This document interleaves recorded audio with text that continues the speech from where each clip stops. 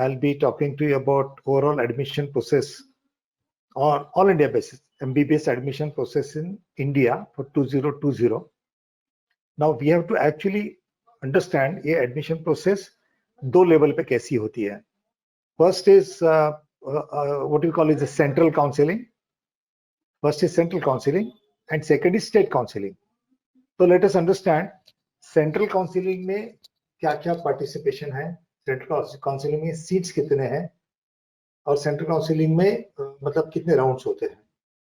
First and foremost central counselling ये उन colleges के लिए है जो प्राइमरीली सेंट्रल से जुड़ी हुई है, like AIIMS, ESIC, JIPMER, arm force medical colleges and all the central universities.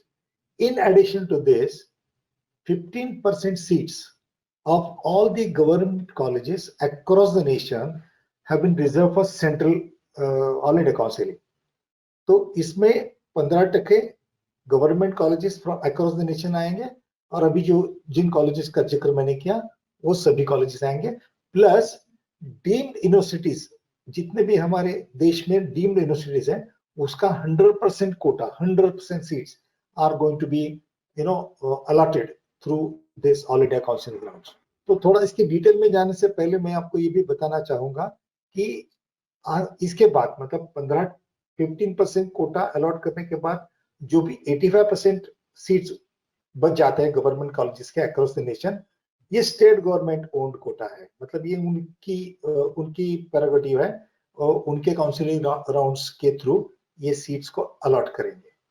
तो will come back to all India counselling. All India counselling में 3 राउंड्स होते हैं.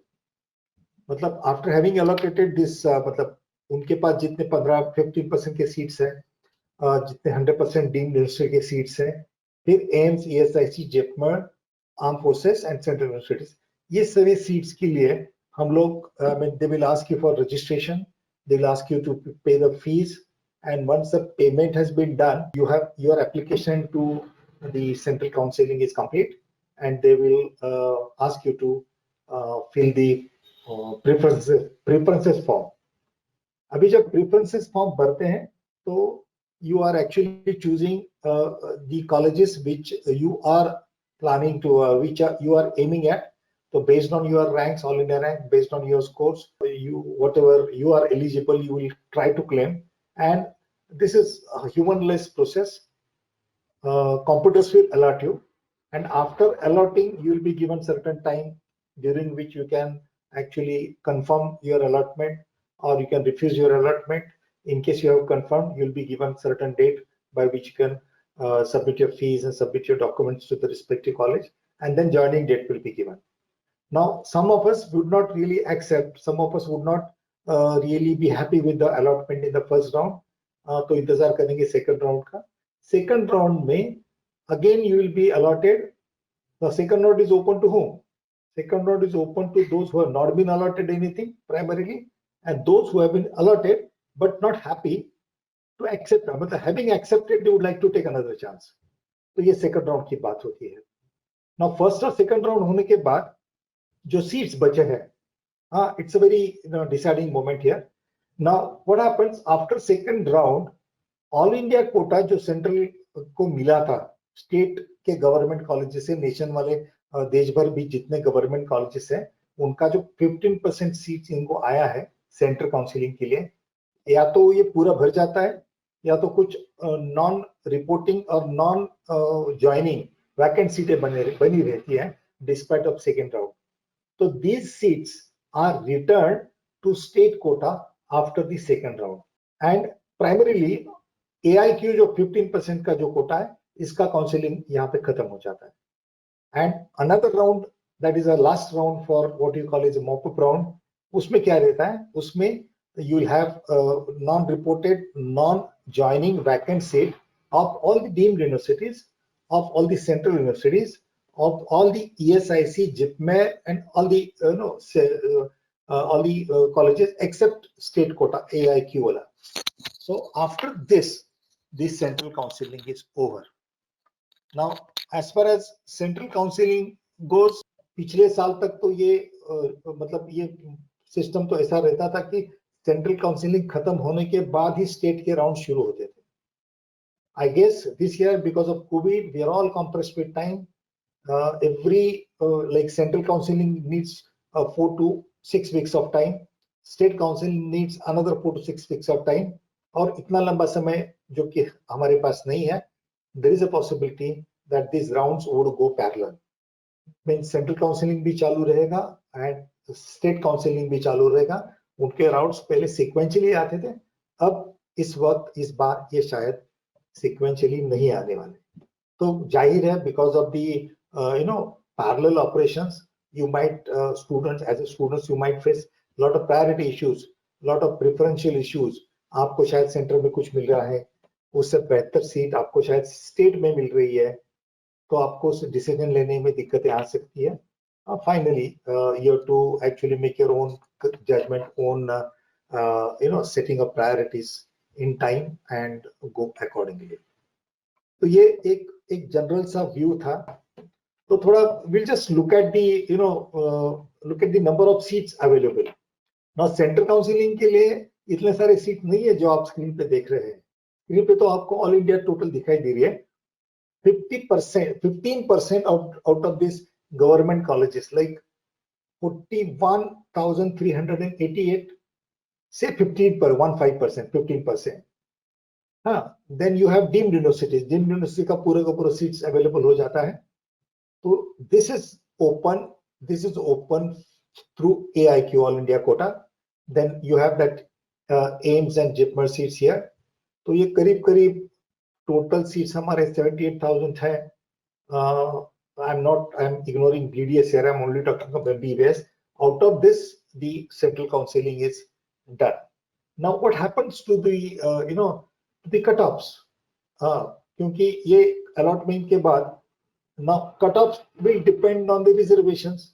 और सेंट्रल का रिजर्वेशन फॉरवर्ड में आपको यहाँ पे दिखा रहा हूँ.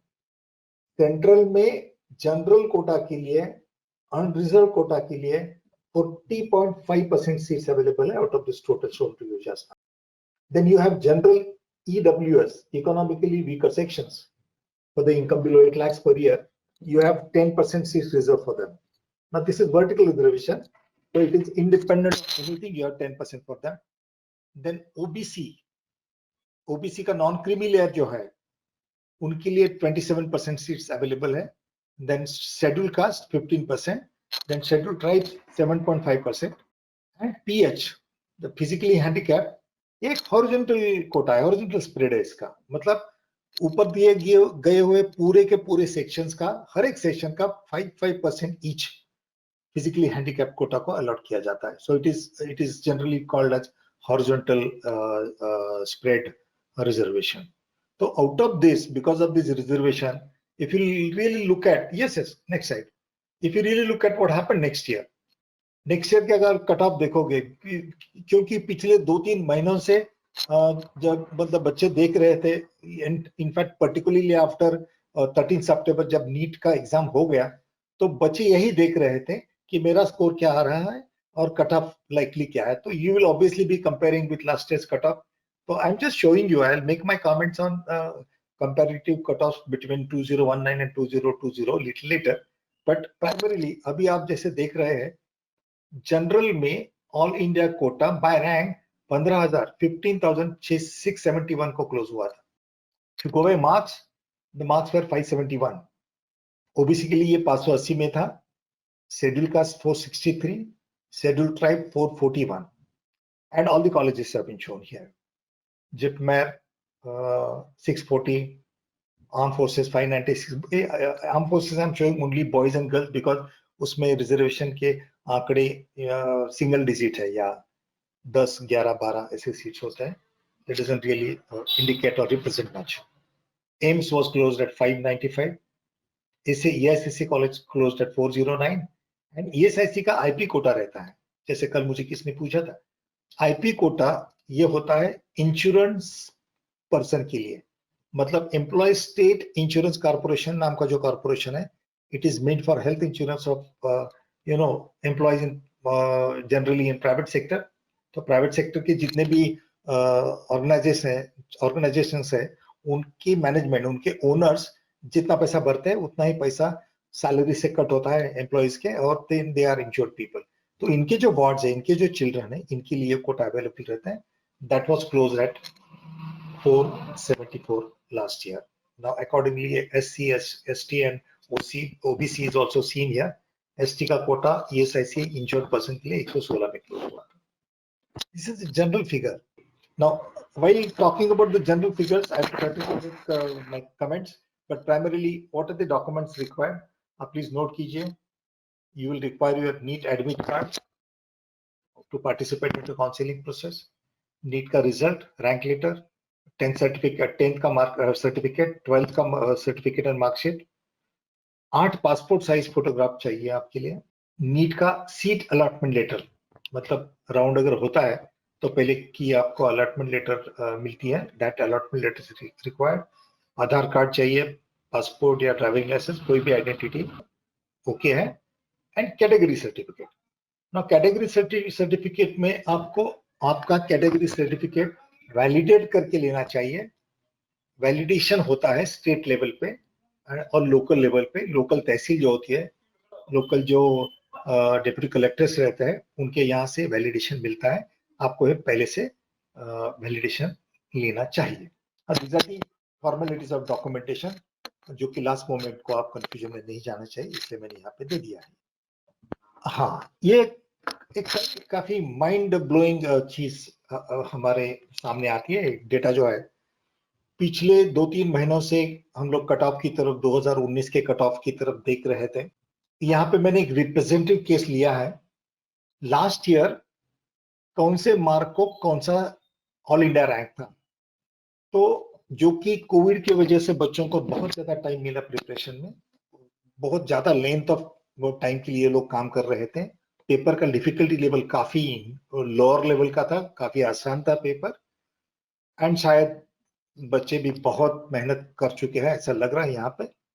तो 452 मार्क्स के लिए लास्ट ईयर रैंक, जो all India rank primarily allot की गई थी, मैंने यहाँ पे नीट का स्कोर कार्ड भी एक दिखाया है सैंपल के तौर पे. तो 452 को 81,000 का रैंक मिला था. और उसी स्कोर को इस साल ये बच्चा गया है 1,30,000. मतलब भी काफी हद तक ये आगे चला गया है. मतलब the fellow is at a far distance. मतलब 452 में he was probably expecting some allotment at in the final rounds of the government seats, but यहाँ पे ये काफी, मतलब for him, for 452 it is a distant arrangement. 467 slightly lower down, 1,16,000. 510 पिछले साल 510 वाला बच्चा पहले 38,000 बच्चों में आता था, 38,700. अब इस साल he has gone up to 78,800, करीब 79,000. इसका मतलब साफ है कंपटीशन बढ़ गया है. काफी अच्छे स्कोर्स आए हैं और काफी हायर क्लोजिंग स्कोर के लिए, काफी हायर रैंक में ये कॉलेजेस क्लोज होने वाले हैं. तो जो भी पाटिल सर, एक सवाल है. I am Dhananjay here. 452 marks को जो मिल रहा था लास्ट ईयर, वही पाने के लिए 2020 में 510 का स्कोर होगा तो उसको वही मिलेगा. Is that what your table is showing basically? Exactly sir, exactly. So it shows very severe rise. मतलब it is a sudden rise. अगर आप इसके पहले 4 सालों का डेटा देखते हैं तो you will never get such huge jump नहीं मिलेगा. रैंक करीब 1,000-2,000 से इधर उधर हो जाते थे, but this time the whole thing is taken a different shape all together. I think मुझे जितना मतलब कहना था मैंने बता दिया है. अगर किसी इसके बारे में कोई आपके पास सवाल है या आप कोई एक्सप्लेनेशन चाहते हैं तो बिल्कुल अवेलेबल है. सवाल तो बहुत आएंगे, बहुत आ चुके हैं. वही स्टैंडर्ड सवाल हैं. सर मुझे 260 है तो क्या मिलेगा, मुझे 270 है तो क्या मिलेगा, मुझे 360 है तो क्या मिलेगा. मैं सभी लोगों को एक चीज बताना चाहूंगा. What we have decided is that ये वीक में हम लोग ऐसे 4 अलग अलग मेगा वेबिनार कर रहे हैं. ठीक है, जहाँ पे इतने सारे स्टूडेंट्स आते हैं जैसे आज भी है. ठीक है, और पूरा सभी लोगों को स्टेट वाइज, क्योंकि पाटिल सर ने हमको बहुत क्लियरली समझाया कि स्टेट वाइज काउंसलिंग करना बहुत जरूरी है, क्योंकि ये जो सेंटर है सेंट्रल काउंसलिंग है वो सिर्फ 15% है। मेजर जो प्रेफरेंशियल फॉर्म भरने का रिक्वायरमेंट है या जो कंफ्यूजन है या कौन सा कॉलेज मिलेगा नहीं मिलेगा, वो स्टेट वाइज अलोकेशन में ज्यादा है, सपोर्ट मिलेगा। Am I correct Patil sir? Correct, you're right. So in Yeah. that case, what we'll do is we will segregate all the listeners on a state basis and we will compile everybody. For example, Maharashtra के जितने students हैं वो सभी को एक साथ में आपके सामने वापस एक अलग वेबिनार पे रखेंगे नेक्स्ट वीक को, ठीक है? और एमपी के जितने स्टूडेंट्स हैं, क्योंकि स्टेट वाइज हर एक कॉलेज अलग है, रैंक अलग है, हमको और डिटेल में जाना पड़ेगा और स्टूडेंट्स को अच्छी तरह we will have to give them a very clear picture कि महाराष्ट्र का स्टूडेंट है तो उसके लिए क्या ऑप्शंस है और क्या स्कोर पे क्या मिल सकता है, और एमपी के लिए अलग कॉलेजेस हैं तो उनके लिए अलग है, राजस्थान का अलग है। So we'll go state wise which we are going to begin from next week onward. तो अभी आप लोग ये सवाल मत पूछा करो कि सर 360 है तो क्या करूं, 260, अभी अपने को टाइम है। या of course we will take BR also, so don't worry Anuragini, ठीक है? One question Priya Sagar has asked, if Patil sir, if you can read it for Patil sir, that's a very good question. Patil sir, Priya is asking, sir, if EWS 561 Haryana is there any chance for All India's 4,1121, sir? I also want to know, few of my friends are telling that in upstate last year above 17,000 they could not get college, hence even after scoring 581 they are not expecting. Correct.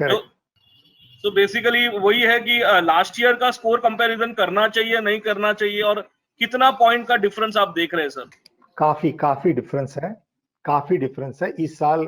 अगर पिछले साल कोई चीज 500, जैसे अभी Dhananjay sir ने भी थोड़ा हाईलाइट किया था, तो ये मतलब ये एकदम it is a quantum jump from the past.